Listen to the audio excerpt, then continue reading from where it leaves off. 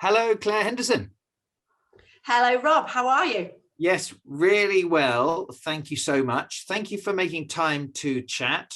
I'd love to talk about what you made of the Major Gifts Mastery program that you've just taken part in. Just before we get into that, please remind me, what's your job title and what's the name of the charity you work for? Okay, so I am the Major Gifts and Trusts and Foundations fundraiser at St Anne's Hospice in Manchester. Great. Okay. And across the last 6 months, you took part in our Major Gifts Mastery program. You fed back to me with a lovely email recently that it was really helpful. And I'd just like to get a sense of a bit of the detail of what it was about the program that you found helpful. So over to you. I think two main things, and first of all, you'll remember our initial conversation when I was actually begging you to be allowed to come onto the course in the first instance. What I really wanted to do was not just empower myself, but enable to empower our team and the exec team to feel comfortable approaching major donors. And I wanted to get the stories and the case studies and the backup from yourself and from my colleagues and cohort on the course. And I'm delighted to say that's exactly what I did manage to do. When we all came back together each time, we always spent some time just discussing the successes and achievements of some of the things we've gone away and done. And some of them could have been the tiniest things. The thankathon will always stick with me. Why it never occurred to me to just get on the phone for a day and go mad with thanking. But that was incredibly powerful in of itself. And I think just for me as well, that was absolutely the main thing. And I feel so confident for me and for what I've been able to report back to the exec team, but also for me, just to get it back into being a process. I'm great with people. I build a great rapport with people, but there is a process there, and there is planning and preparation that we need to do to think about so that we've got that stuff in our back pocket when that opportunity for that conversation comes. And that's something else that surprised me. I think more than anything, but that process has got me to a point where the back pocket's quite full now, Rob. Thank you. Well, congratulations, Claire, on taking action and finding ways to put these ideas into practice. In terms of any specific concepts that you found especially helpful and you found immediately started to help your charity, what would you say? I think one of the things I decided to do following our sessions was to go back and think about the people that had supported us right at the very beginning of the pandemic. And those people who were also continuing to be interested in our campaign, in our new building. And so I organised a series of mini Zoom events, online events for people to come along to. But what I also did was not just invite people to come and attend, but invited some of our supporters to actually participate as well, and actually take part and tell people themselves why they had wanted to support us and engage with us and were, as we put it in our catchy title, sticking with us. One of our supporters actually felt incredibly uncomfortable doing it. I couldn't get him to blow his own trumpet and I had to do it for him. But what he actually did, which was just incredible, was he pledged his ongoing support and that of his family, because they have a family foundation as well, to what we're trying to do.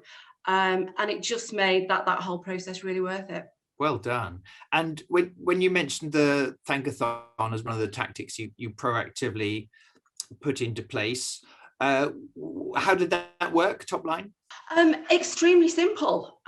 Just basically went back and looked at the people that had supported us over the last year. Didn't matter who or at what level, but just wanted to make those people appreciate how much they'd meant to us, because over a difficult time that not just us at the hospice were having, but that everybody was having, they took the time and made a donation to us. So it was actually incredibly simplistic. It wasn't about who'd given the most money, who'd given the most often. It was people that had taken the time to give. And it gave a warm, fuzzy feeling to them and to me. And we've definitely seen, because we did it as a team, we've definitely seen people come back to us following that as well. And we've been able now to do a second follow-up from the Thankathon, which is a series of thank you cards a year on. So it wasn't just you kind of dedicating a day or two to doing nothing but thank, but you managed to get your colleagues doing it as well? It was a team effort. We actually came onto Teams and we did it in a way together. Obviously, we had to mute, otherwise it would have been incredibly noisy, but we were able to visualize each other when they were having a great and positive call, which makes such a difference, because when you can see, because if you're dialing away and not getting hold of anyone, it's lovely to see somebody is having that positive call. So we carried on, and it really motivated us. And we actually did 2 full sessions of that because it was such an enjoyable thing for the whole team to do. And as I say, we've actually managed to follow up again out of it as well. So if you were to guess at how many calls got made, what would you say? I know it wasn't as many as we wanted, because we wanted to keep going, but there's only so many you could do. But I think between us all, we probably did about 700. That's fantastic. Yeah, 700 calls. Some of them had to be voicemail messages, but still, how lovely to pick up your phone and not have a cold caller, but have somebody saying thank you. And that's all we did. Yeah, that's brilliant. And I know you were saying not only the training events, masterclasses within the program, but you also found the coaching with Louise, those conversations were really helpful. Could you give me a tiny bit of detail about why they were helpful?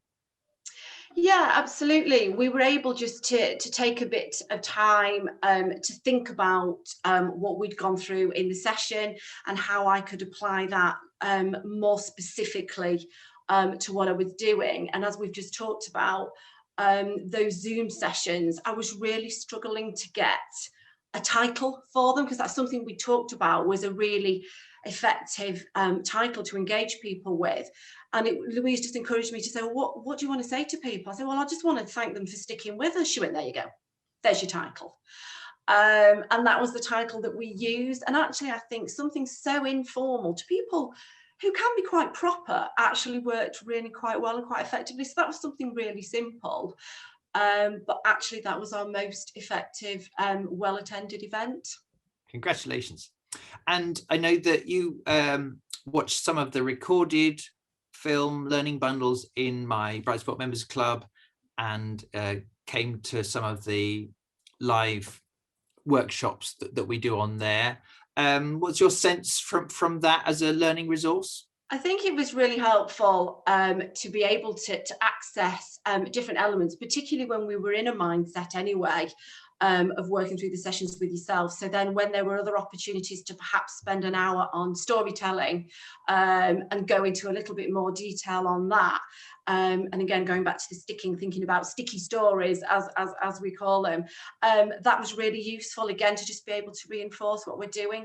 And for me, it's always about being able to pass it on to my colleagues as well, and sharing to them different sessions that they can access as well.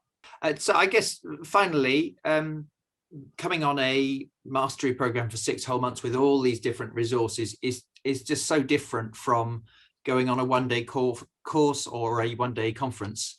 If someone's weighing it up and trying to kind of justify the investment, what would you say to them?